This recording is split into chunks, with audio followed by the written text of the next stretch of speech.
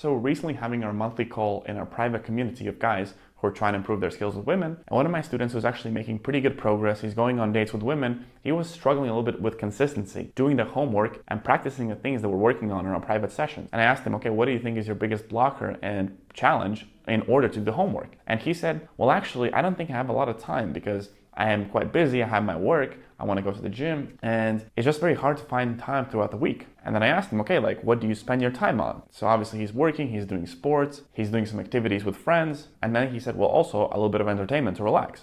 I said, interesting. So what about the entertainment? Oh, like Netflix and Spotify and Instagram. I said, okay, so how much time do you spend, let's say, on Instagram? He said, yeah, I don't know, maybe like a few hours per day. And I told him, check your screen time. And he opened his app and he checked his screen time. And for the last day, it was 6 hours of Instagram screen time. And it was just insane. And not only I was surprised and shocked, he was surprised and shocked because he didn't even think it was that long. So literally 6 hours of the previous day he has spent there going and just scrolling through Instagram. And there's no justification how Instagram can be a useful tool for entertainment. It's just cheap dopamine. And obviously other days weren't as bad, but it was still 3-4 hours of average daily screen time on Instagram. And then I told him, look, for you to do the homework consistently, you might need only 3 or 4 hours per week, which you're spending on one day on Instagram. So for sure you have a time, right?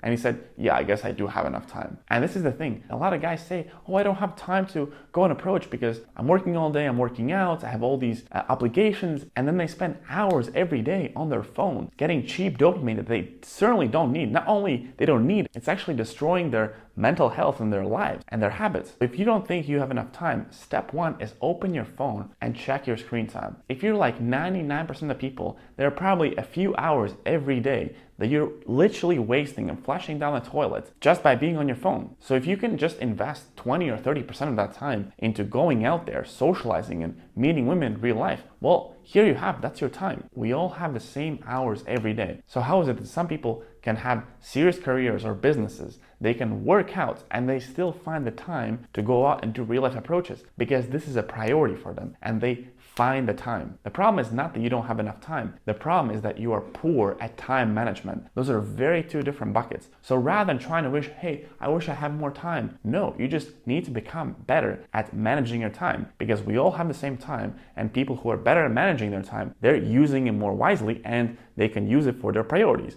And if you're watching this channel, chances are one of your priorities is learning and meeting women in real life and improving your dating life, improving your confidence.